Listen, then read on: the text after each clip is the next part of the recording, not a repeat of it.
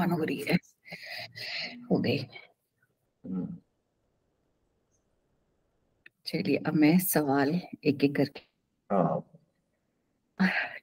Sir आप पहले तो मैं चाहती हूँ कि आप थोड़ा सा अपना ब्रीफ, जैसे हमने पहले प्रशांत कुमार का लिखा था ना, उनका बैकग्राउंड ये था, उनके फादर जो थे उससे जुड़े हुए थे मूवमेंट से, अगर थोड़ा यहाँ से शुरू करें तो। ठीक है, ठीक है जी।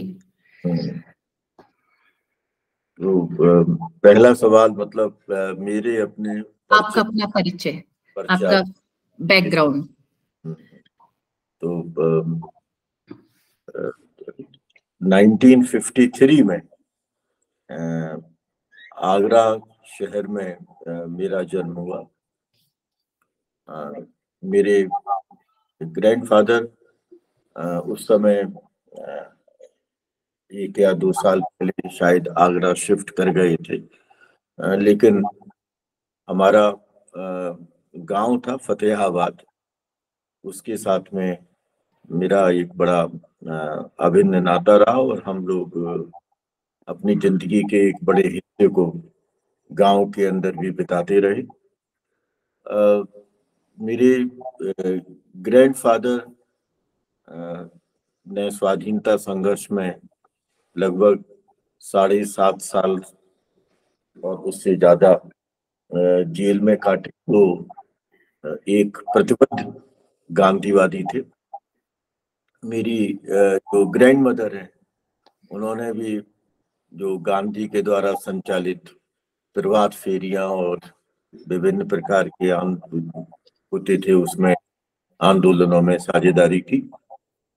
तो एक जो कांग्रेस और विशेष रूप से गांधी की जो विचारधारा थी, वो विचारधारा हमारे अपने परिवार की संस्कृति का हिस्सा। क्योंकि उस आंदोलन में हमने सब कुछ खोया, तो एक निम्न वर्गीय परिवार के रूप में हमारी अपनी एक जीवन पद्धति विकसित हुई। मेरे पिता अनऑर्गेनाइज्ड वर्कर के रूप में रेलवे में एक निम्न दर्जे के कर्मचारी के रूप में अपॉइंट हुए। लेकिन मेरे फादर आरएसएस की विचारधारा का प्रतिनिधित्व करते थे और मेरे फादर के बीच में और मेरे ग्रैंडफादर के बीच में एक टकराहट हमें साफ साफ दिखती थी।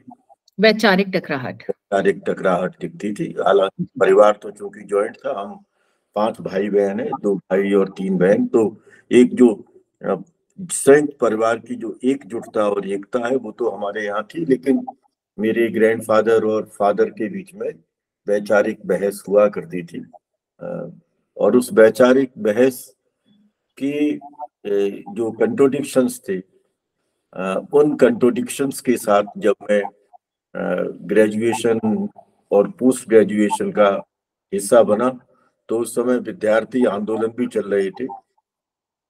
उन आंदोलनों में साझेदारी करते हुए मैं स्वाभाविक रूप से वामपंथी चिंतन की तरफ आकर्षित हुआ और धीरे धीरे मैं वामपंथी विचारधारा जो थी उससे अपने व्यक्तित्व का विकास करने लगा। 1969 में मैंने बीए में एडमिशन लिया और उसमें समाजशास्त्र एक विषय के रूप में था और इस तरह से 1969 से समाजशास्त्र को समझने की मेरी अपनी जर्नी प्रारंभ हो जाती है, जो आज भी अनवरत रूप से जारी है।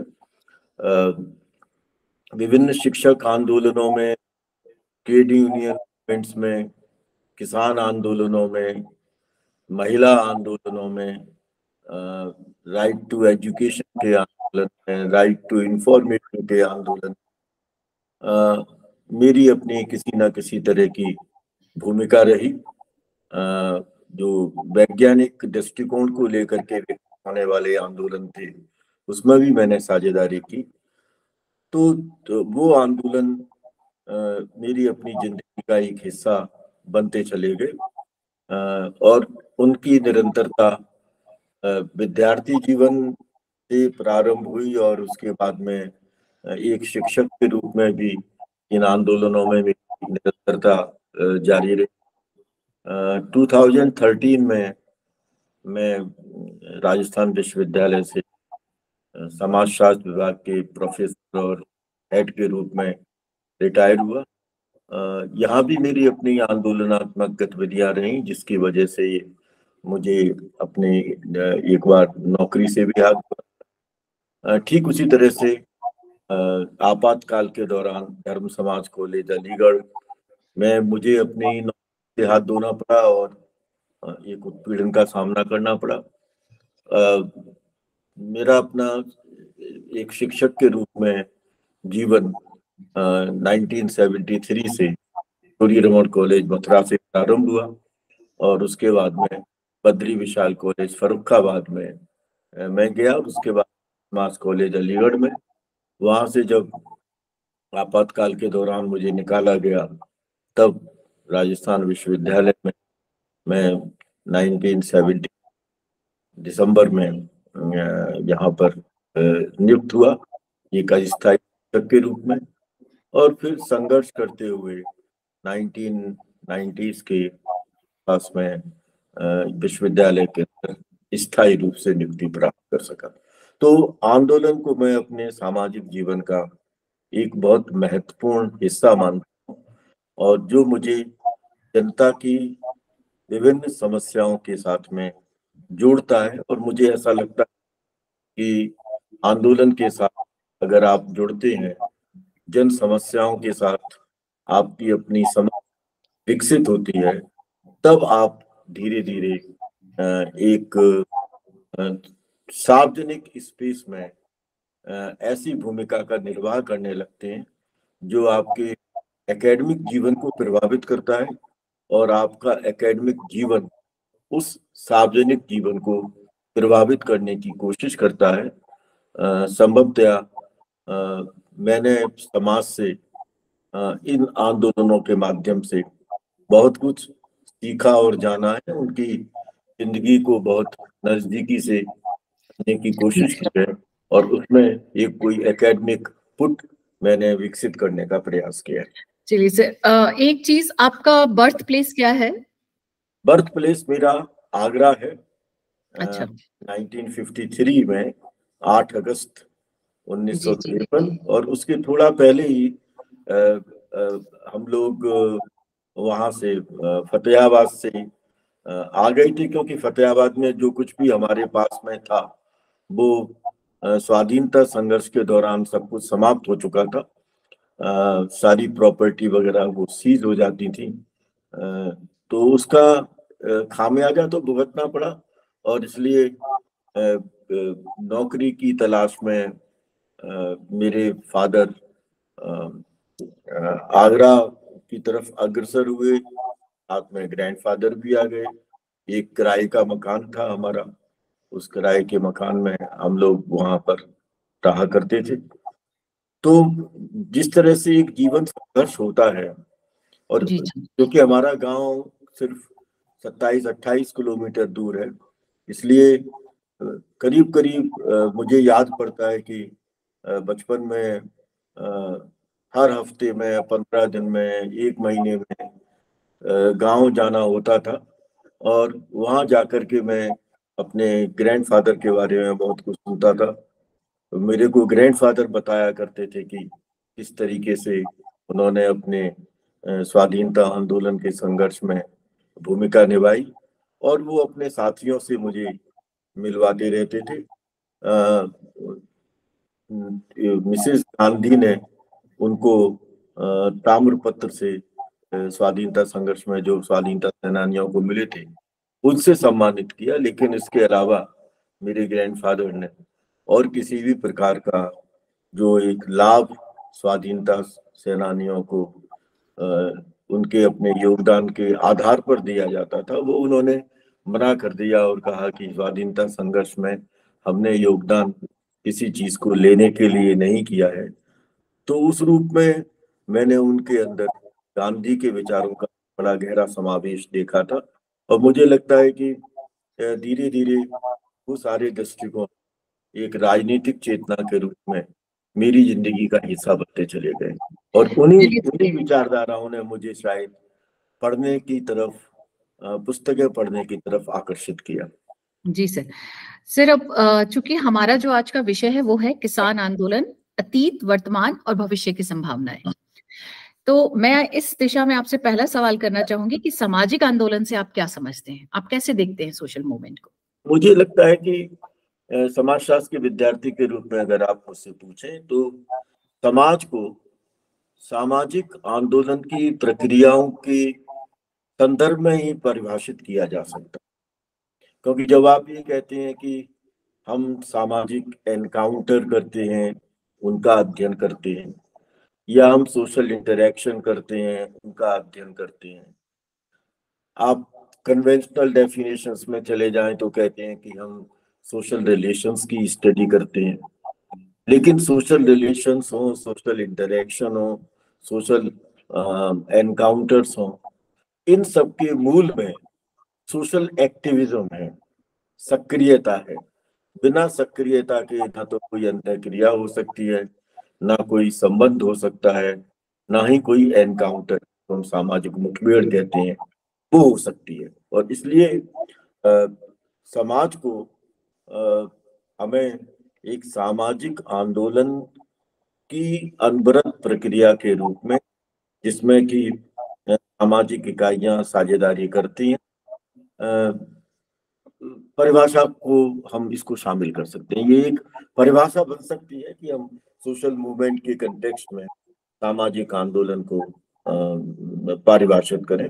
वैसे अगर हम ये कहें कि सामाजिक आंदोलन होता क्या है, तो मेरी निगाह में हमारे अपने जो एक कॉमन कंसर्न है, मेरे आपके सब लोगों के कुछ कॉमन कंसर्न्स होते हैं, कुछ सामान्य पक्ष होते हैं, सामान्य समस्याएं होती हैं, हमारे अपने कुछ सामाजिक सोच होते हैं। उन कॉमन कंसर्न्स को ध्यान में रखते हुए हम लोगों को मोबिलाइज करते हैं। तो हम ये कह सकते हैं कि social movement is a process of mobilisation of the people in pursuit of common concerns. ये एक तो सबसे प्रारंभिक परिभाषा मुझे सामाजिक आंदोलन की लगती है।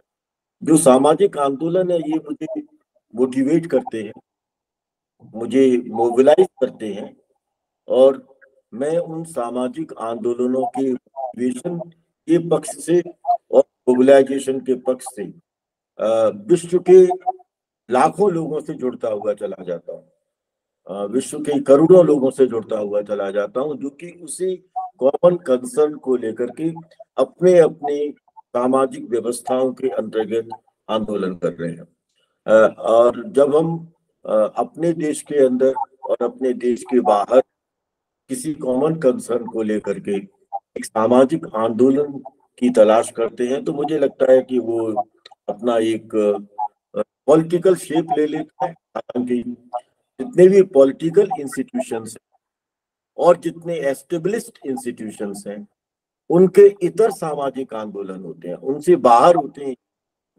कोई राजनीतिक संस्था आंदोलन नहीं करती, कोई सामाजिक संस्था आंदोलन नहीं करती, और आंदोलन सामान्यतः डिससेटिस्फैक्शन का नतीजा है।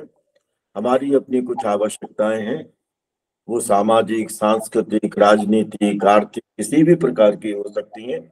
और जब हमको ये लगता है कि इन आवश्यकताओं की पूर्ति में इनएडिक्वेसीज आ रही हैं, इसमें किसी प्रकार की समस्याएं आ रही हैं, कोई इसमें असमर्थता स्थापित हो रही है, या राज सत्ता या राज सत्ता से संबंधित संस्थाएं या अन्य सामाजिक संगठन हमारी उन आवश्यकताओं की पूर्ति में कहीं कोई एक कॉन्स्टेंट की भूमिका निभा रहे हैं, किसी बाधक की भूमिका निभा रहे हैं, तब मुझे प्रेरित होकर के या बाध्य होकर के एक कलेक्टिव मोबिलाइजेशन करना पड़ता है, जिस कलेक्टिव मोबिलाइजेशन को हमें सामाजिक आंदोलन के रूप में देखना चाहिए। प्रत्येक सामाजिक आंदोलन में हजारों लोग शामिल होते हैं जो शायद एक दूसरे को जानते हैं, लेकिन कॉमन कंसर्न की वजह से वो शामिल होते हैं, और इसलिए उनका अपना एक सांगठनिक ढांचा विकसित होता है। प्रत्येक सामाजिक आंदोलन में लीडर्स डेवलप होते हैं। उन लीडर्स के साथ आज की परिभाषा में कहें तो फॉलोअर्स होते हैं, लेकिन वो लीडर्स के साथ कार्यकर्ता होते हैं। जो कार्यकर्ता अपने नेतृत्व के साथ समय समय पर विचार विमर्श करते हैं कि आंदोलन की स्ट्रेटेजी क्या होनी चाहिए, आंदोलन की टैक्टिक्स क्या होनी चाहिए।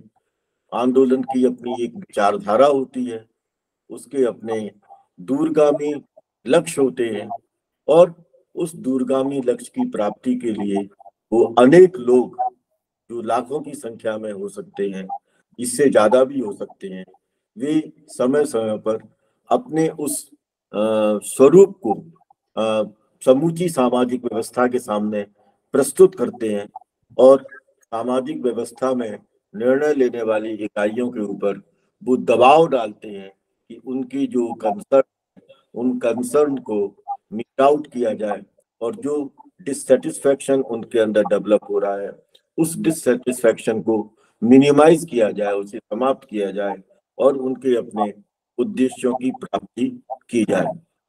सामाजिक आंदोलन में एक और विशेषता है जो मैंने अपने ग्रैंडफादर से सीखी, जो उन्होंने स्वाधीनता संघर्ष के आधार पर, कि जो स्वाधीनता संघर्ष का आंदोलन था उसमें एक मोरालिटी का सेंस था, उसमें एक नैतिकता का भाव था। आज के संदर्भ में ये हमारे लिए समाज विज्ञान के विद्यार्थी के रूप में एक बहुत महत्वपूर्ण सवाल हो सकता है कि क्या कोई सेंस ऑफ मोरालिटी उसमें शामिल है। अगर सेंस ऑफ मोरालिटी है तो प्रत्येक सामाजिक आंदोलन न्याय की खोज हो सकता है, जस्टिस की खोज हो सकता है। प्रत्येक सामाजिक आंदोलन में सहभागी इकाइयां, उनके पास में कोई संस्थागत शक्ति या संस्थागत सत्ता नहीं होती है, लेकिन वो एक सामाजिक शक्ति का प्रतिनिधित्व करती है। और मुझे लगता है कि जो सामाजिक शक्ति है वो सोशल मोबिलाइजेशन के माध्यम से उनके अंदर विकसित है। और जब आप सोशल मोबिलाइजेशन के माध्यम से एक सामाजिक शक्ति को विकसित करते हैं और वो सामाजिक शक्ति सामूहिक शक्ति के रूप में उभर करके आती है, तब वह सामाजिक आंदोलन किसी भी तरह की डेप्रिवेशन, किसी भी तरह की डिस्क्रिमिनेशन के विरुद्ध एक बहुत शक्तिशाली हथियार बनकर के उभरता है, और जिसके आधार पर मैं अपनी आइडेंटिटी को उस समूह के अंदर तलाशता हूं, और मैं अपने सोशल सर्वाइवल की निरंतरता को उस समूह के अंदर तलाशता हूं। इसका मतलब ये हुआ कि सामाजिक आंदोलन में पनपने वाला कलेक्टिव मोबिलाइजेशन जहां मुझे सोशल सर्वाइवल से परिचित कराता है, जहां मुझे सोशल आइडेंटिटी से परिचित कराता है, जहां मुझे सामाजिक शक्ति से परिचित कराता है, जहां न्याय की अवधारणा से परिचित कराता है, वहीं पर वो प्रोटेस्ट और रिजेंटमेंट बन करके किसी भी उत्पीड़न करने वाले सामाजिक शक्ति के सामने, संस्थागत शक्ति के सामने, राज सत्ता के सामने एक बहुत प्रबल हथियार बन करके उभरता है। 1857 से लेकर 1947 तक भारत की स्वाधीनता की जो लड़ाई थी वह उपनिवेशवाद की उस ताकत के विरुद्ध थी जिसके बारे में ये कहा जाता कि इनके राज में सूरज कभी डूबता नहीं है। लेकिन उस स्वाधीनता संघर्ष में जो सामाजिक शक्ति और नैतिकता विकसित हुई, जो वैचारिक भिन्नताएं विकसित होकर के एक वैचारिक कोऑर्डिनेशन डेवलप, और कितनी सारी शक्तियां थी जो आंतरिक और बाह्य थी, जो उस आंदोलन को बदलने की कोशिश कर रही थी, वह असफल हुई, और बस वास्तव में भारत को उपनिवेशवाद से मुक्ति मिली। इसका मतलब ये है कि अगर सामाजिक आंदोलन के अंदर निराशावादिता नहीं है तो अंततः उस दूरगामी लक्ष्य की प्राप्ति संभव हो सकती है। इससे मेरा दूसरा सवाल ये है कि ये जो किसान आंदोलन है, क्या किसान आंदोलन समरूपीय है या इसमें कई श्रेणियों की संभावनाएं हो सकती हैं? देखिए, सामाजिक आंदोलन भी बहुत सारे होते हैं, तो फिर हमको ऐसा लगता है कि उनकी जो अनेक सारी श्रेणियां हैं उसको लेकर के किसान आंदोलन में भी अनेक सारे पक्ष आ सकते हैं। लेकिन हमको एक बार ये देखना पड़ेगा कि किसानों की श्रेणियां कौन सी हैं, क्योंकि किसान एक होमोजीनियस श्रेणी नहीं है। हम बड़े किसानों से लेकर और लैंडलेस एग्रीकल्चरिस्ट तक, जो भूमिहीन कृषि श्रमिक है, उन तक की बात करते हैं। इसका मतलब ये हुआ कि अनेक बार किसान आंदोलन विभिन्न स्वरूपों के उभर सकते हैं। जमीन उसकी जो जोते, तो जोत को लेकर के जो छोटे किसान हैं, लैंडलेस एग्रीकल्चरिस्ट हैं, उनके आंदोलन हो सकते हैं। बड़े किसानों के आंदोलन हो सकते हैं। मध्यम दर्जे के जो किसान हैं, उन किसानों के आंदोलन हो सकते हैं। वस्तुतः अगर आप देखें तो भारतवर्ष के अंदर जोत का जो औसतन आकार है वो बड़ा मतलब जिसको कहें कि असमानता मूलक है। 1.08 हेक्टेयर ये जोत का आकार है, औसतन आकार, जो 2016 के अंदर था। अब इसमें जब हम विभाजन करते हैं तो जो छोटे किसान हैं, उन छोटे किसानों की संख्या बहुत ज्यादा है। जो बड़े किसान हैं, जिनको आप बड़े भूस्वामी कहते हैं, AR देसाई जिन्हें लैंडलॉर्ड और एब्सेंटी लैंडलॉर्ड्स की संज्ञा देते हैं, वो उन किसानों की संख्या बहुत कम है, लेकिन उनके पास में जोत का आकार बहुत बड़ा है। तो इस तरह से जोत के आकारों का एक वर्गीकरण है, जो वर्गीकरण जो रूरल सोशियोलॉजी को पढ़ने वाले और सोशियोलॉजी ऑफ एग्रेरियन रिलेशंस को पढ़ने वाले लोग हैं वो जानते हैं। मैं उसमें विस्तार से नहीं जा रहा, लेकिन किसानी जीवन में यह असमानता बहुत साफ साफ नजर आती है, और इस असमानता का स्वरूप भी हमारे सामने उभर करके आ जाता है।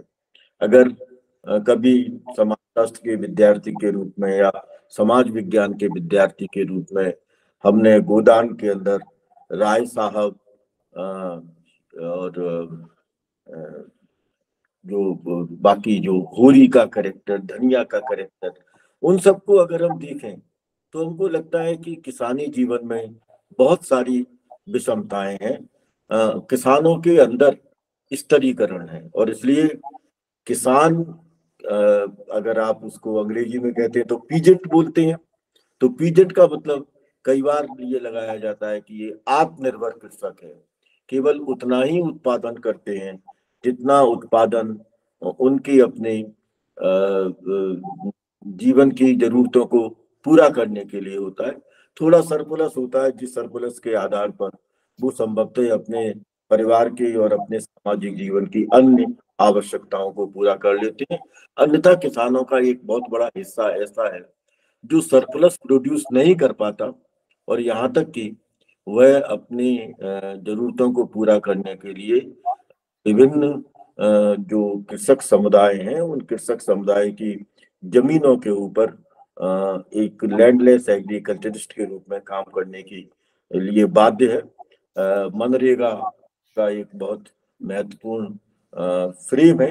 जब आप देखें कि भाई इसमें कितने लोग उस श्रेणी के हैं जो काम करते हैं, और मार्जिनल फार्मर्स जिनके पास में इतनी भी जमीन नहीं है कि वो अपने उस जमीन पर ट्रैक्टर चला करके खेती कर सके।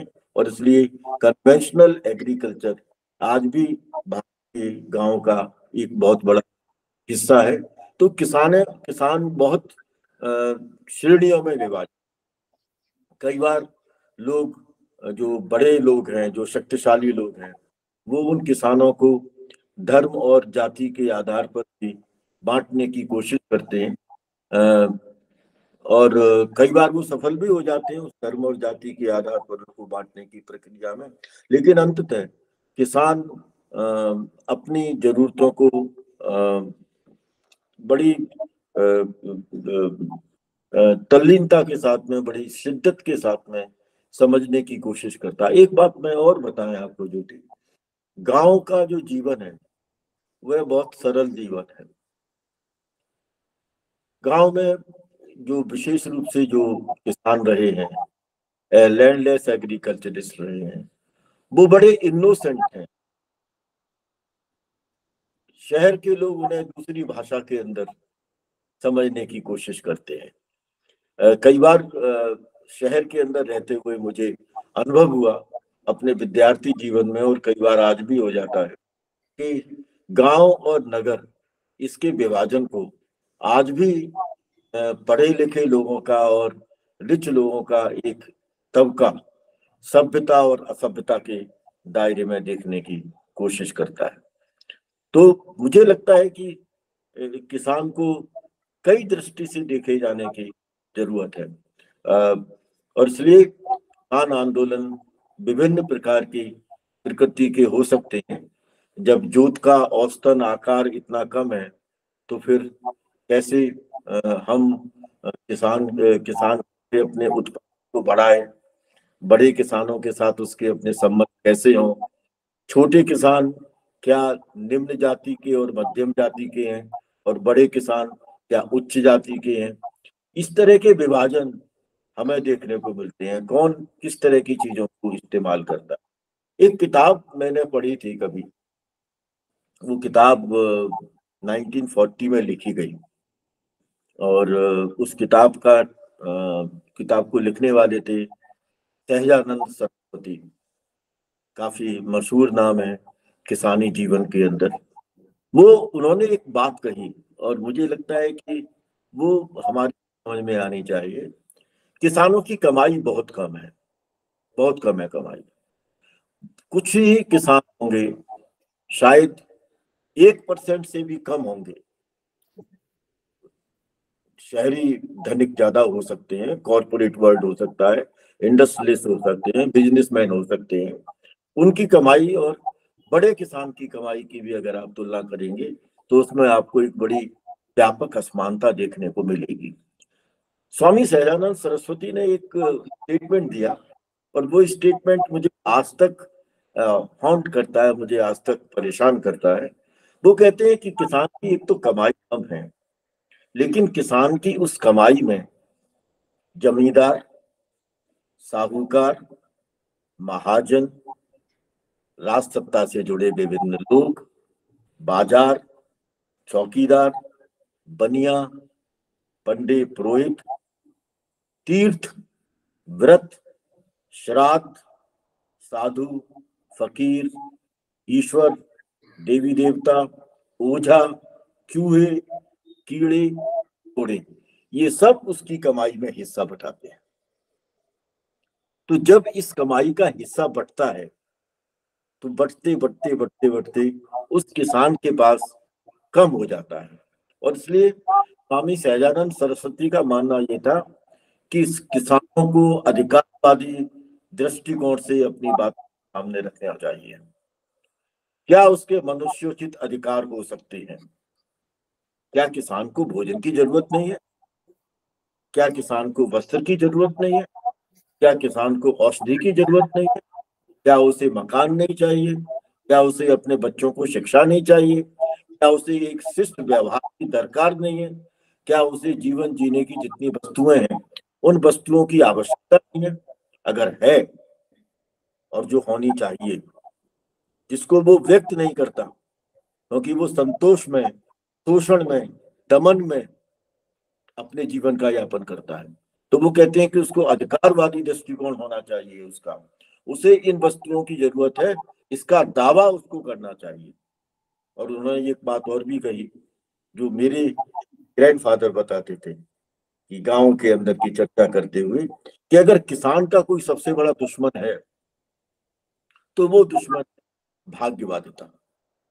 किसान को इतना भाग्य के ऊपर आश्रित बना दिया है कि वह भाग्य की आश्रितता, वो कोट करते थे सहजानंद को, कि जो भाग्य की आश्रितता है वो किसान के स्वाभाविक जीवन का हिस्सा हो गई है, वो उसको तोड़ना पड़ेगा। और जब उसको हम भाग्यवादिता पर आधारित कर देते हैं तो वो ईश्वरीय शक्ति से कहीं ना कहीं अपने आप को गवर्न करने लगता है।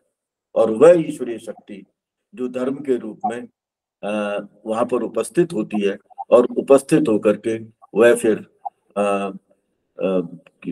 साहूकार के हाथ में, या बड़े बड़े किसान के हाथ में, या फिर जमींदार के हाथ में, महाजन के हाथ में शोषण का आधार बन जाती है। तो क्या किसान समूचा जीवन शोषण में व्यतीत करने के लिए डेस्टिन्ड है? क्या यही उसका भाग? ये एक ऐसा है जिस पक्ष की हमें अगर विश्लेषण हम करें तो हमको लगता है कि किसानों की जो विभिन्न सामाजिक श्रेणियां हैं, वो विभिन्न सामाजिक श्रेणियां अपने अपने तरीके से डिससेटिस्फैक्शन महसूस करती हैं, और वो डिससेटिस्फैक्शन कहीं एजिटेशन में कन्वर्ट होता है, कहीं आंदोलन में कन्वर्ट होता है, कहीं प्रोटेस्ट में कन्वर्ट होता है। एक बात और जो हम लोगों को समाज विज्ञान के विद्यार्थी के रूप में सोचनी चाहिए, और जो बहुत चौंकाने वाली भी है, कि ऐसा क्या है कि लाखों किसान आत्महत्या कर लें और भारत का मध्य वर्ग, भारत का कॉरपोरेट, भारत की राज सत्ता, भारत के बुद्धिजीवियों का एक बड़ा हिस्सा, वह सब उन आत्महत्याओं के प्रति अपना एक उपेक्षा मूलक दृष्टिकोण अपना ले। क्या किसान उनकी सामाजिक जिंदगी का हिस्सा नहीं है? या वो किसान को अपनी सामाजिक जिंदगी का हिस्सा नहीं बनाना चाहते? किसान जिस उत्पादन की प्रणाली से जुड़ा हुआ है, उस उत्पादन की प्रणाली का हमारे जीवन पर बहुत बड़ा प्रभाव है। वो हमारी बुनियादी जरूरत को पूरा करता है। और सही माने में अगर प्रकृति, लैंड प्रकृति का हिस्सा है, भूमि प्रकृति का हिस्सा है, तो लैंड और मैन, मनुष्य और भूमि, मनुष्य और प्रकृति के संबंध का अगर सही माने में कोई प्रतिनिधित्व करने वाला है तो वो किसान है। किसान को हमें उस प्रतिनिधित्व करने वाली एक संस्कृति के रूप में देखने की जरूरत है, क्योंकि मुझे ऐसा लगता है कि किसानी जो जीवन है, उस किसानी जीवन के साथ बहुत सी चीजें जुड़ी हुई हैं। अगर आप किसान को नहीं समझते हैं तो आप लोक कहानियों को नहीं समझते, आप लोक कथाओं को नहीं समझते, लोक साहित्य को नहीं समझते, लोक गीतों को नहीं समझते। ऐसे संस्कृति के बहुत सारे पक्ष हैं जिन बहुत सारे पक्षों की रचना किसान अपने उत्पादन की प्रणाली के दौरान करता चला जाता है, और वो धीरे धीरे ग्रामीण जीवन का हिस्सा बन जाती है। इसलिए मुझे लगता है कि agriculture is a way of life. लोग कहते हैं कि culture is a way of life, yes, but at the same time, agriculture is also a way of life which reveals political, economic, cultural, psychological dimensions in such a way that that kind of agrarian relation, that kind of agricultural activity leads to several social categories called farmers, called peasants, called landless agriculturist. हम अफसोस है इस बात का कि हमारे यहाँ पर बहुत सारे अध्ययन हुए हैं, लेकिन किसानों के इस डिससेटिस्फैक्शन और किसानों के इस शोषण और दमन को लेकर के अध्ययनों की कमी है। केवल मुझे AR देसाई का अध्ययन उसमें नजर आता है, मुझे उसमें DN धनार्दे का अध्ययन नजर आता है। उन अध्ययनों की मैं चर्चा कर सकता हूँ। मुझे ऐसा लगता है उसके अंदर एक अध्ययन उनका है, रॉबर्ट ब्राफ का अध्ययन है, उसको उस अध्ययन को हम देखने की कोशिश कर सकते हैं। तो किसान आंदोलन के संदर्भ के साथ में सामाजिक आंदोलनों के अध्ययन की जरूरत है। सामाजिक आंदोलन के उस अध्ययन के अंदर उनको भी देख सकते हैं, MSA राव के अध्ययन को भी देख सकते हैं। बहुत सारे ऐसे अध्ययन हैं जिन अध्ययनों की चर्चा हम सामाजिक आंदोलन और विशेष रूप से किसान आंदोलन के संदर्भ में करने की कोशिश कर सकते हैं। सर क्या पीजेंट और फार्मर में आपको ये डिफरेंस करते हैं, या ये सिर्फ एक टर्मिनोलॉजी है, एक पर्यायवाची के रूप में है? नहीं, पर्यायवाची नहीं है। मैंने कहा ना कि जो भी एग्रीकल्चरिस्ट हैं वो एग्रीकल्चरिस्ट कई भागों में बटे हुए हैं। जी जी। जैसे सब जगह क्लास स्ट्रक्चर होता है, ऐसे ही वहां पर भी क्लास स्ट्रक्चर है। उस क्लास स्ट्रक्चर में हमें किसानों को बांटने की या पूरे के पूरे एग्रीकल्चरिस्ट को देखने की कोशिश तो करनी। पीजेंट की हिंदी आप क्या करते हैं, और फार्मर की किसान, तो पीजेंट की कृषक क्या मतलब? कृषक करते हैं। तो बहुत सारे ग्रामीण जीवन का अध्ययन करने वाले समाजशास्त्री हैं जिन्होंने इस विश्लेषण को करने का प्रयास किया है। जो पीजेंट है, मोर और लेस उसको ये कहा जाता है कि ये एक आत्मनिर्भर किसान है।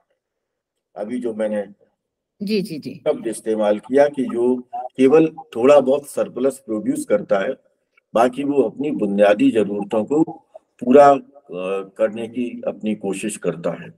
जी बाकी तो अब आपने पढ़ाई, जैसे AR देसाई चर्चा करते हैं कि भाई लैंडलॉर्ड्स हैं, फिर landless, sorry property less landlords, sorry जी, बिल्कुल। एब्सेंटी लैंडलॉर्ड्स हैं। आजकल कैपिटलिस्ट फार्मर्स भी हैं। फिर मिडिल ऑर्डर की अपनी कैटेगरीज हैं जिसमें कि वो upper peasantry, middle peasantry, lower peasantry, इनकी चर्चा करते हैं। मार्जिनल फार्मर्स की बात की जाती है। लैंडलेस एग्रीकल्चरिस्ट हैं। लैंडलेस एग्रीकल्चरिस्ट को भी आप विभाजित कर सकते हैं। कुछ ऐसे हैं जो कि टेनेंसी के रूप में काम करते हैं, कुछ ऐसे हैं जो केवल एक कॉन्ट्रेक्चुअल वर्कर के रूप में थोड़े टाइम के लिए काम करते हैं। कुछ किसान ऐसे भी हैं अब जो एग्रीकल्चरल एक्टिविटीज, जो कि सीजनल हैं, ये मौसम पर आधारित हैं, तो जो मौसम है उस पर वो गांव में काम करते हैं। क्योंकि उनकी जरूरतें पूरी नहीं होती हैं तो वो अपने आकर के शहर में एक जो वर्क फोर्स है उस वर्क फोर्स का हिस्सा बन जाते हैं। सामान्यतः नॉन स्किल्ड वर्क फोर्स का हिस्सा बनते हैं, और जब वो सीजन आ जाता है तो फिर वो वापस चले जाते हैं। तो ये जो टेम्परेरी माइग्रेशन है, उस टेम्परेरी माइग्रेशन के साथ में किसानों की एक कैटेगरी आ जाती है। और जब ये टेम्परेरी माइग्रेशन होता है तो बहुत सारी एग्रीकल्चरल एक्टिविटीज में हिस्सेदारी करने के लिए जो किसान के परिवार की महिलाएं हैं उनकी साझेदारी शुरू हो जाती है। तो female workers, agriculturist, female farmer, ये भी एक कैटेगरी है। तो कई तरह की कैटेगरीज हैं। फिर जी उन कैटेगरीज को आप रीजनल आधार पर भी देख सकते हैं। जैसे मान लीजिए उत्तर प्रदेश का किसान है, तो क्योंकि वहाँ फर्टाइल लैंड है, तो वहां पर अगर लैंड का जो जोत का औसतन आकार अगर उसके पास कम भी है तब भी वो एक मिडिल ऑर्डर का फार्मर हो सकता है। लेकिन राजस्थान जहाँ पर की डेजर्ट है, वहां पर अगर जमीन उसकी उसके पास में उसकी जो ओनरशिप है वह बड़ी जमीन के ऊपर है, और चूंकि वहां पर वह एग्रीकल्चरल एक्टिविटीज उसकी उतनी फर्टाइल करेक्टर के साथ नहीं जुड़ती हैं जितनी कि उत्तर प्रदेश या मध्य प्रदेश में जुड़ जाती हैं, तो वो फार्मर उत्तर प्रदेश के फार्मर की तुलना में लोअर कैटेगरी में आ जाता है। इसलिए हमको वो वेरिएशन सारे तलाशने होंगे। लेकिन जी किसान के जो सामाजिक जीवन की समस्याएं हैं, वो सामाजिक जीवन की समस्याएं एक तरफ तो नेचर के साथ में जुड़ी हुई हैं, और दूसरी तरफ राज सत्ता के साथ जुड़ी है, और तीसरा जो एक ऑर्थोडॉक्स चीज है जिसने कि किसान को कई तरह की एक्टिविटीज में जकड़ रखा है। हमें अगर हम कैटेगराइज करें तो किसानों की समस्या को इस रूप में बांटा जाता है। वैसे तो इस सवाल का जो मेरा नेक्स्ट सवाल है उसका उत्तर आपने अपने बैकग्राउंड में दे दिया है, लेकिन फिर भी अगर आप इसको बताना चाहें तो कैसे बताएंगे कि एक समाज विज्ञान के विद्यार्थी के रूप में आप किसान आंदोलनों के प्रति क्यों और कैसे आकर्षित हुए? नहीं, किसान आंदोलन, एक तो देखिए किसान आंदोलन की तरफ आकर्षित होने का सबसे महत्वपूर्ण पक्ष तो ये था कि हमारा बचपन ग्रामीण जीवन के साथ में ऑर्गेनिकली कनेक्टेड रहा। अगर हम फॉर्मल शेप में गए तो हम ये कह सकते हैं कि मैं आगरा शहर में पैदा हुआ, लेकिन मैं गांव के अंदर अपने परिवार के साथ में जाता रहा। मेरे विवाह के बाद में मेरे ग्रैंडफादर की डेथ हुई और तब तक मेरा गांव नियमित रूप से आना जाना था। तो वहां पर हर तरह की किसानी जीवन को मैंने नजदीकी से देखा। बड़े किसानों की दबंगई को भी देखा, जी। उनके शक्ति संबंधों को भी देखा, छोटे किसानों की सामाजिक विषमताओं को देखा, और उच्च जाति और निम्न जाति के जो किसान थे उन किसानों के बीच में जजमानी रिलेशंस जिस तरह के थे, उन जजमानी रिलेशंस के स्वरूपों को भी मैंने थोड़ा बहुत देखा। तो वहां से मुझे लगा कि मुझे किसानी जीवन के बारे में थोड़ा बहुत समझने की कोशिश करनी चाहिए। शहर में रहते हुए मेरा वो प्रयास अधूरा रह गया, लेकिन वो हिस्सा मेरे साथ में है और उसी हिस्से के कारण मैं जहां पर भी मुझे लगा कि कोई किसानी संघर्ष है, उस किसानी संघर्ष का मैंने हिस्सा बनने की कोशिश की। और इसलिए मुझे लगता है कि आंदोलन के विभिन्न पहलुओं को हमें देखना चाहिए। आंदोलन के वे पहलू जो मॉडर्निटी के साथ जुड़े हैं, आंदोलन के वो पहलू जो ट्रेडिशनलिटी के साथ जुड़े हैं, आंदोलन के वो पहलू जिनको कि आजकल आप समाज विज्ञान की भाषा में न्यू सोशल मूवमेंट कहने लगे हैं, आंदोलन के वो पहलू जो ग्लोबल कैपिटलिज्म के रेस्पॉन्स में हैं, इन सबको अगर हम देखने की कोशिश करें तो हमें देखना चाहिए कि क्या शेप है। मुझे लगता है कि ने जब ये कहा था कि holocaust is possible because of modernity, तो मुझे लगता है कि मॉडर्निटी के कई सारे पक्षों के साथ किसानों के जो रिश्ते बने हैं, उन किसानों के रिश्ते के कारण किसानी जीवन में जरूर एक बड़ी तरह की बेतरतीबी आ गई है। आप जिसको रिस्क सोसाइटी कहते हैं, उस रिस्क सोसाइटी का सबसे ज्यादा अगर कोई जो सबसे ज्यादा सेंसिटिव सेंटर है तो वो किसान है। और मुझे लगता है इसलिए किसान को हमें देखना चाहिए। मुझे एक चीज और मैं आपको यूटी बताना चाहूंगा कि जो भारतवर्ष के अंदर एग्रीकल्चर है ना, वो मैंने अभी कहा कि ये केवल ऑक्यूपेशन है, ये केवल प्रोफेशन भी नहीं है, क्योंकि अब तो टेक्नोलॉजी लिंक्ड फार्मर्स एक्टिविटीज है तो वो प्रोफेशन के साथ भी जुड़ जाता है। ये एक जीवन पद्धति है मेरे लिए, मैं उसे एक जीवन पद्धति के रूप में देख रहा हूँ। अगर आप भी जो अपने कस्बाई जीवन में और शहरी जीवन में देखते हैं और उसके बाद पढ़ते भी हैं कि जितने भी त्योहार हैं, उन त्योहारों का कहीं ना कहीं किसानी जीवन के साथ संबंध है।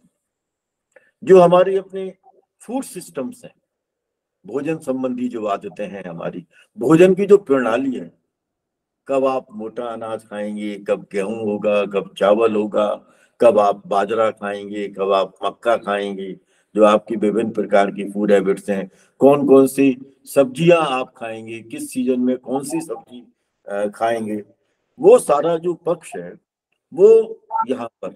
और इसलिए एग्रीकल्चर के ऊपर हमको बहुत ज्यादा ध्यान देने की जरूरत है। अनफॉर्चुनेटली हमने ये तो मान लिया कि religion is a way of life, culture is a way of life, but when we talk about agriculture as a way of life, several issues can be raised, क्योंकि फिर वो वहां संगठन नहीं है, उस तरह का सांगठनिक ढांचा नहीं है, उस तरह का ऑर्गेनाइजेशनल स्ट्रक्चर नहीं है। तो हमें ये लगता है कि इन सारे जीवन में आपको मूव करने की जरूरत है। तो आप बहुत सारे त्योहार जब मनाते हैं, कभी आप लोहड़ी मनाते हैं, कभी आप बैसाखी के साथ जुड़ते हैं, कभी आप दीपावली के साथ, कभी आप होली के साथ जुड़ते हैं। इन सारी एक्टिविटीज के अपने एग्रेरियन पक्ष हैं, और उन एग्रेरियन पक्षों को जब आप तलाशते हुए किसानों की जिंदगी में प्रवेश करेंगे तो आपको लगेगा कि किसान असंतुष्ट होते हुए भी शोषण का हिस्सा होते हुए भी, दमन का हिस्सा होते हुए भी, कई तरह के आरोपों को सहते हुए भी वो अपने जीवन में कहीं ना कहीं एक संतुष्टि का भाव रखता है, और उस संतुष्टि के भाव के साथ वह अपनी जरूरतों को और अपने क्षेत्र की जरूरतों को और उसके बहाने राष्ट्र की जरूरतों को, विश्व की जरूरतों को पूरा करने की कोशिश करता है। तो मुझे लगता है कि इन सब चीजों को हमें देखना चाहिए। किसानों के साथ विभिन्न वैश्विक संस्थाओं के क्या संबंध है, उन्हें भी हमें तलाशने की जरूरत है।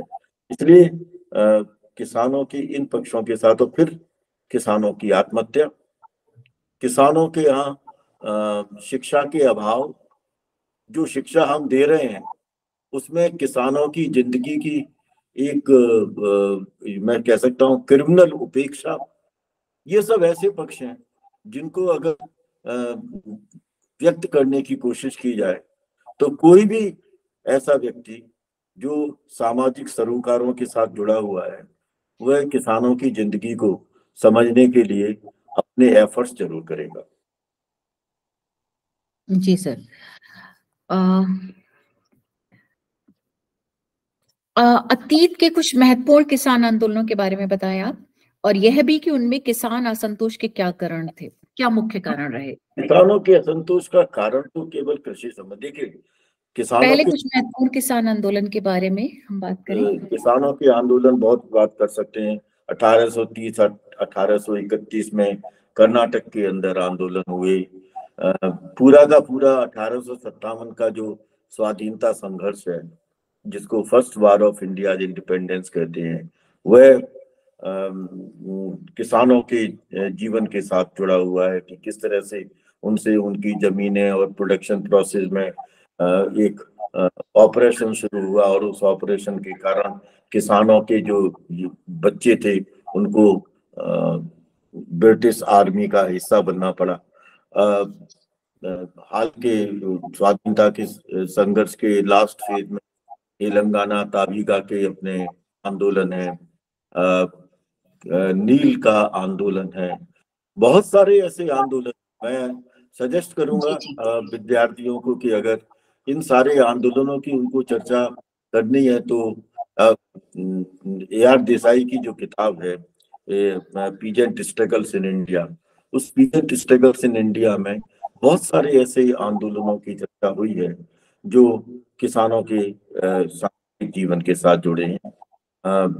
किसान असल में अपने जो बुनियादी जरूरतें हैं उन बुनियादी जरूरतों की मांग के लिए आंदोलन करता है।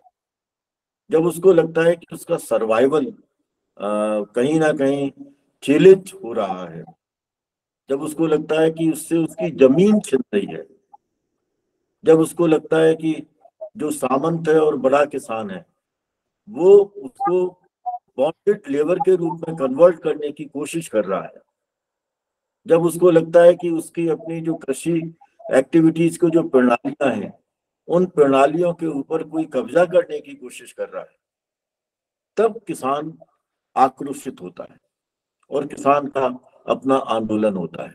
मतलब अगर हम ये कहें कि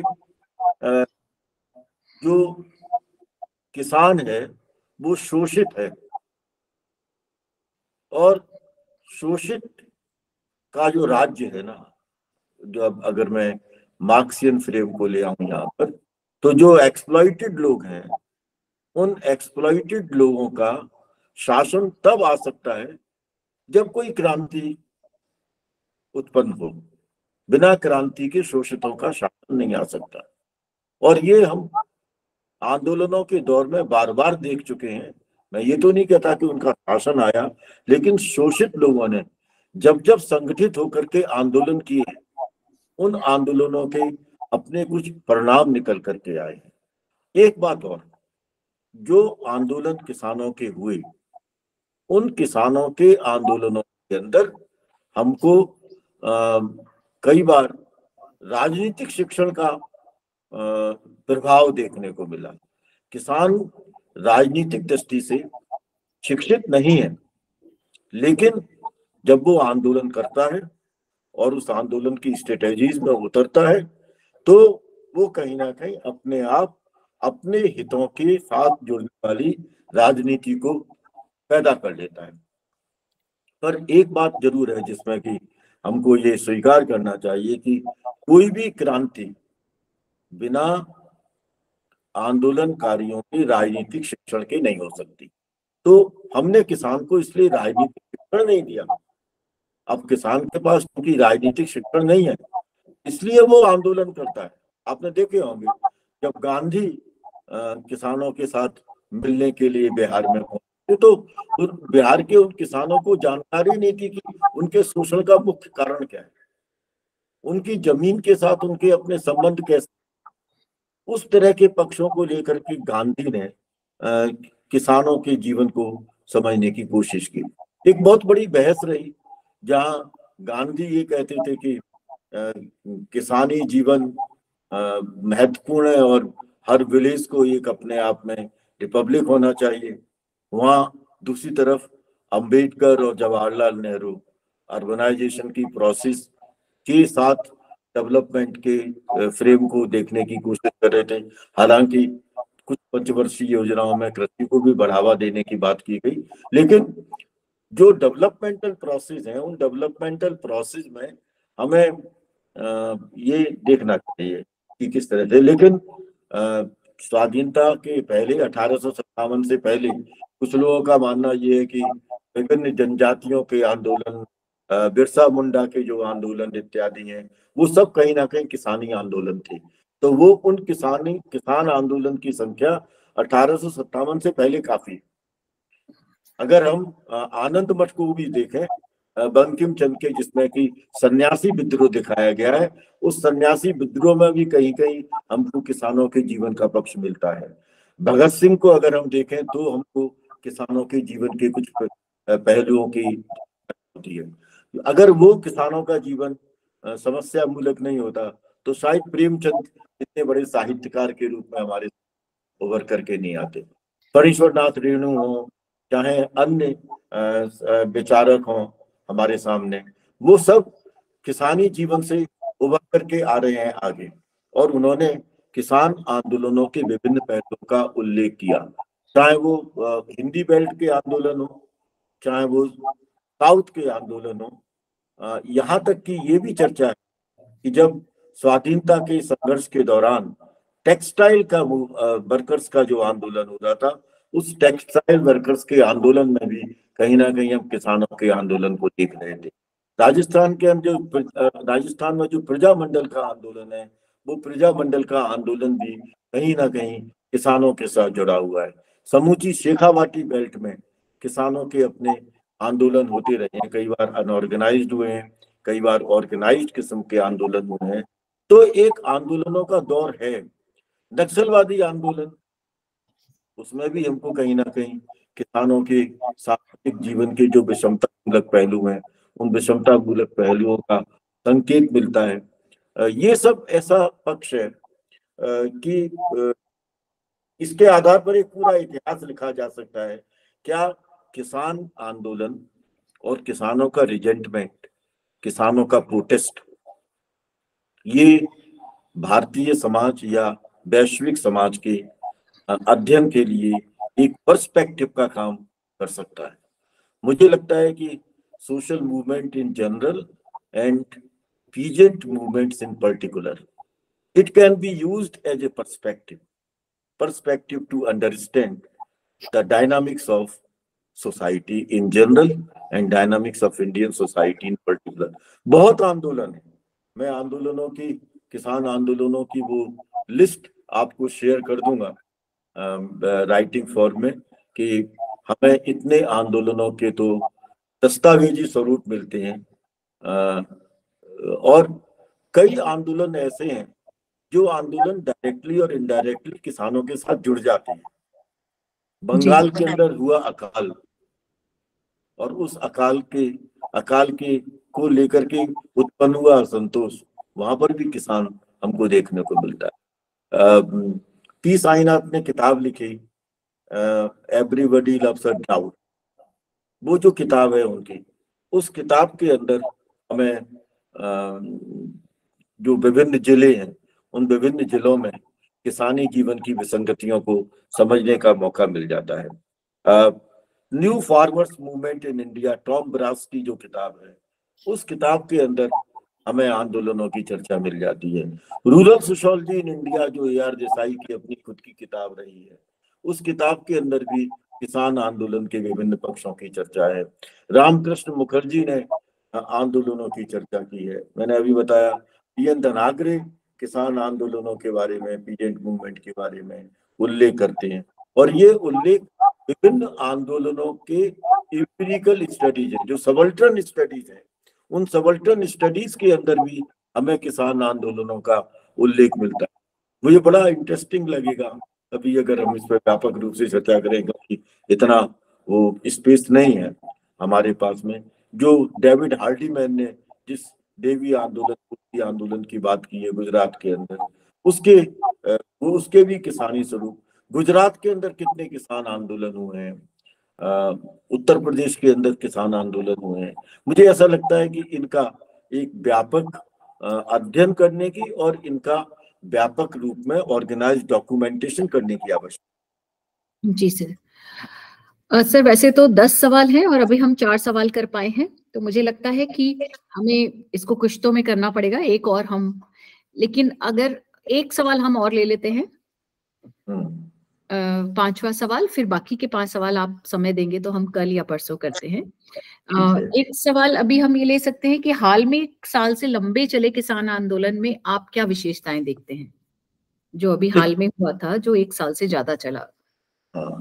देखिए, इस किसान आंदोलन की, हालांकि ये किसान आंदोलन की चर्चा इस पूरे पक्ष में पूरी नहीं हो पाएगी, पर मैं आपको कुछ चीजें बताऊं। 1991, जब जिसको आप न्यू लिबरल इकोनॉमी की शुरुआत मानते हैं ना, ये टर्निंग पॉइंट है। आपको ध्यान हो, वर्ल्ड बैंक ने 1996 में भारत से ये कहा था कि वह अगले 20 वर्षों में 40 करोड़ लोगों को गांव से शहर की तरफ ले जाए।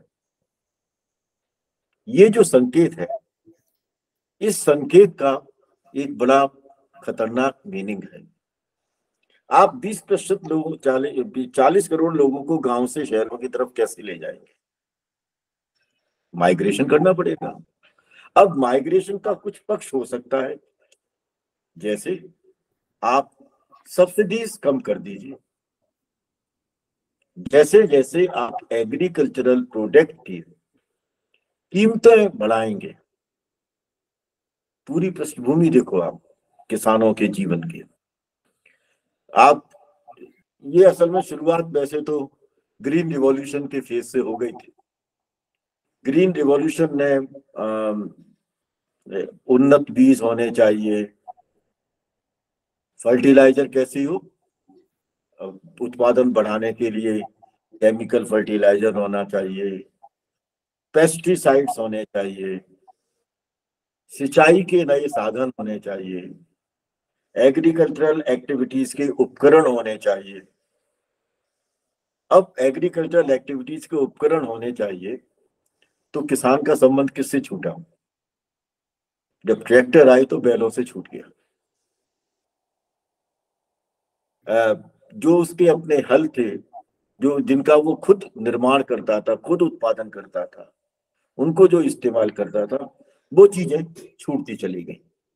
और ये जो डेवलप्ड या इम्प्रूव्ड जो सीड्स आए, फर्टिलाइजर आई, पेस्टिसाइड्स आए, जब इनका इस्तेमाल करने के लिए उसको कहा गया, तो उसे ज्यादा पूंजी की जरूरत भी पड़े। और ये सारे के सारे जो प्रोडक्ट्स थे, ये प्रोडक्ट्स बड़े जो इंडस्ट्रियलिस्ट थे, उन इंडस्ट्रियलिस्ट के हवाले हो गए। जैसे जैसे वो कीमतें बढ़ाते थे, वो कीमतें किसान को पे करनी पड़ती थी। एक वजह किसान के जीवन की ये रही, और इसलिए किसान इस पेमेंट की वजह से, जो बड़ा ह्यूज पेमेंट था, उस वजह से वह कर्ज के दायरे के अंदर फंसता गया।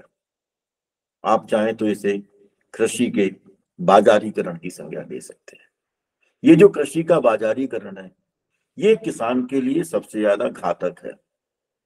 किसान धीरे धीरे कॉरपोरेटीकरण के जाल में फंस गया। एमएसपी उसको नहीं मिलती, जो मिनिमम सपोर्ट प्राइस जिसकी सरकार बहुत चर्चा करती है, वो कहाँ है? सरकार उससे पूरा उत्पादन तो खरीदती नहीं। जो उत्पादन व्यापारी खरीदता है वह उससे इतने कम दाम में ले लेता है कि अपना उसका जो अपना सर्वाइवल है, वह सर्वाइवल ही उसके लिए परेशानी का कारण बन जाता है। तो बहुत सारी वजह होती चली गई। कृषि की लगातार उपेक्षा हुई और कृषि के अंदर जो तकनीक का इस्तेमाल हुआ, उस तकनीक पर कॉरपोरेट वर्ल्ड का और इंडस्ट्रियलिस्ट का कब्जा हो गया। न्यू लिबरल इकोनॉमी ने राज सत्ता को भी इस कॉरपोरेट के हवाले कर दिया और इस कॉरपोरेटीकरण के कारण नवंबर 2020 में 3 कानून पारित हुए। एग्जैक्ट डेट है 20 सितंबर 2020। आपको जानकर के आश्चर्य होगा कि ये जो 3 किसानों के कानून आए, इस पर किसानों से कभी चर्चा ही नहीं हुई। डेमोक्रेसी का कैरेक्टर पार्टिसिपेटरी होता है। ऐसा नहीं है कि इन 3 कानूनों से किसानों की समस्याएं बनती। किसानों की समस्याएं तो पहले से भी थी। 2020 के पहले लाखों किसान आत्महत्या कर चुके थे। उनके लिए जमीन घाटे का सौदा साबित हो रही थी। जो फर्टिलाइजर्स और पेस्टिसाइड्स इस्तेमाल हो रहे थे, उससे उनकी जो जमीन की फर्टिलिटी थी वो खत्म हो रही थी।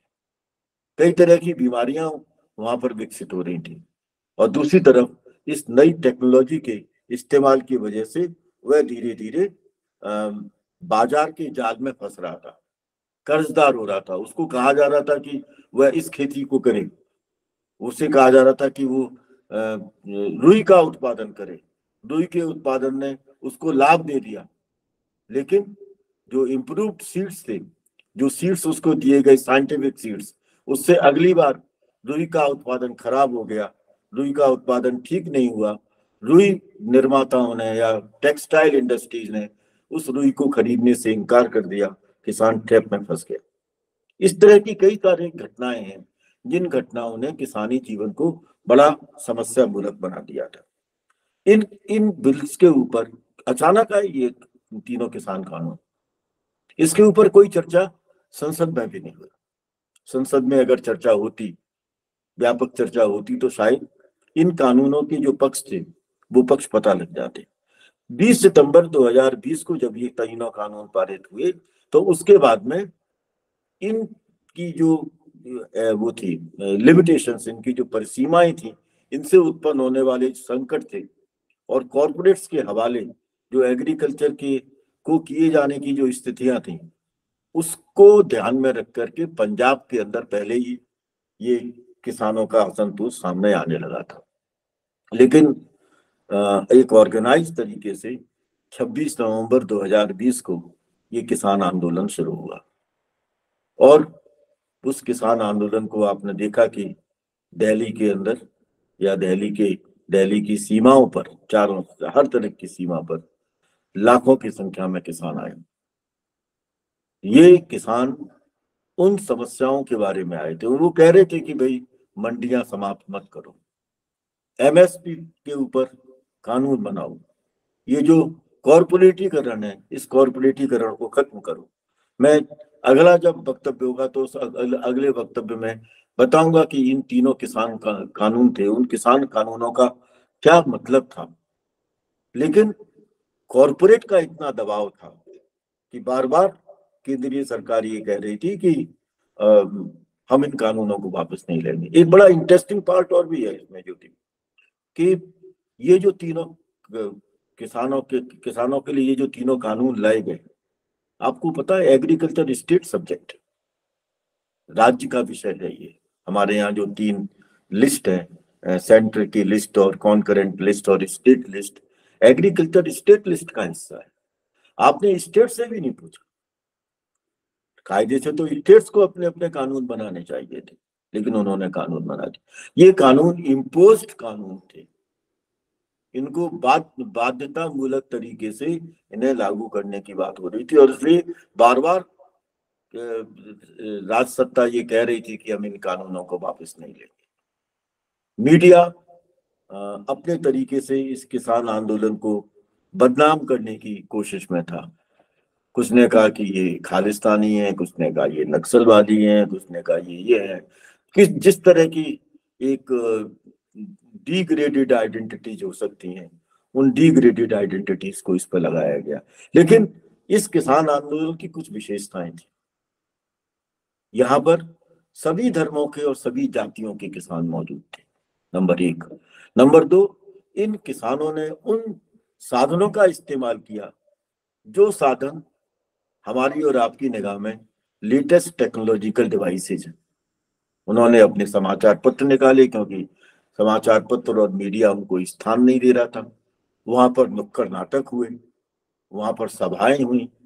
700 किसानों का की जो शहादत हुई, जो उनकी मृत्यु हुई, उन किसानों के परिवार और उनके फोटोग्राफ्स, दूसरे किसान संघर्ष कैसे हुए, उन किसान संघर्ष के फोटोग्राफ्स, किसान के आंदोलनों से जुड़े हुए विभिन्न संगठन, इन सब के बारे में वहां पर एग्जीबिशन में रोज कोई एक नया कार्यक्रम होता था। कभी कोई लोकगीत आता था, कभी कोई लोक नाटक आता था, और उसके माध्यम से उस आंदोलन के विभिन्न पहलुओं को बताने की कोशिश की जाती थी। और इस किसान आंदोलन के अंदर केवल किसान नहीं, उन किसानों के इस आंदोलन से नकारात्मक रूप में जो कानून बने थे, उनसे नकारात्मक रूप में प्रभावित होने वाले व्यापारी, स्मॉल स्केल इंडस्ट्रियलिस्ट, कॉमनर्स, ये सब शामिल थे। ये असल में किसान आंदोलन विभिन्न सामाजिक श्रेणियों के द्वारा चलाया जाने वाला आंदोलन था, और ये आंदोलन 1 साल के लगभग चला और पूरी तरह से शांतिपूर्वक रहा। कोई छोटी मोटी घटनाएं आंदोलन के अंदर हो जाती हैं। लाल किले पर जो कुछ हुआ वो एक थोड़ा सा इस तरह का एक्ट था जिसकी किसानों ने भी बड़ी तीखी आलोचना की कि नहीं, ऐसा नहीं होना चाहिए था। लेकिन सब मिला करके ये किसान आंदोलन पूर्ण रूप से शांतिपूर्वक था। और पहली बार राज सत्ता ने जिस तरह का एरोगेंस और जिस तरह की अथॉरिटेरियन एटीट्यूड दिखाया, वो भी भारतवर्ष के अंदर अनप्रेसिडेंटेड था। आपने सीमाओं के ऊपर बड़ी बड़ी कीलें गाड़ दी, वहां लोग प्रवेश नहीं कर सके। वहां पर आपने इस तरह के ऑब्स्टिकल्स खड़े कर दिए कि लोग दिल्ली की सीमाओं में प्रवेश नहीं कर सके। लेकिन किसान समझ चुका था, और उसको पता था कि जो मैंने पहले कहा ना कि किसानों का राजनीतिक शिक्षण अगर होता है तभी फिर क्रांति की संभावनाएं भी होती हैं। उनके पास राजनीतिक शिक्षण था, हालांकि वो पूरा किसान आंदोलन गैर राजनीतिक था। किसी भी पॉलिटिकल पार्टी ने उसके अंदर योगदान नहीं किया, उसमें उन्होंने साझेदारी नहीं की। और अंततः 19 नवंबर 2021 को अचानक प्राइम मिनिस्टर ने कानून को वापस लेने की घोषणा कर दी, और 29 नवंबर 2021 को ठीक उसी तरह से बिना किसी प्रकार के बहस के संसद के अंदर भी वो कानून वापसी के बिल आ गए। इसके बहुत सारे पक्ष हैं जिसकी चर्चा हम अगली बार करेंगे। Thank you so much sir. क्योंकि हमारा 1.25 घंटा लगभग हो गया है और हमने 10 बजे तक का ही टाइम रखा था, वो स्टार्टिंग करने में मुझे थोड़ा टाइम लग गया। हमने लगभग 50% क्वेश्चन कवर कर लिए हैं, तो बाकी रिमेनिंग जो है 50% उसको हम आप कहें तो कल कल तो नहीं, एक्चुअल में क्या है, कल हमारी मीटिंग है जी, यहाँ पर एक कॉन्फ्रेंस हो रही है 22 और 23 को, जी, और जी, वो जी। ट्रेडिशनल इंडियन नॉलेज सिस्टम का डायलेक्टिकल मेटलिस्टिक एनालिसिस के ऊपर मेरे को 2 लेक्चर देने हैं। मैं थोड़ी उसकी तैयारी कर लूं, और उस तैयारी को करने के बाद में जल्दी कर लेंगे, क्योंकि ये छपना है, तो उसको जितने जल्दी पूरा करें वो ज्यादा ठीक रहेगा।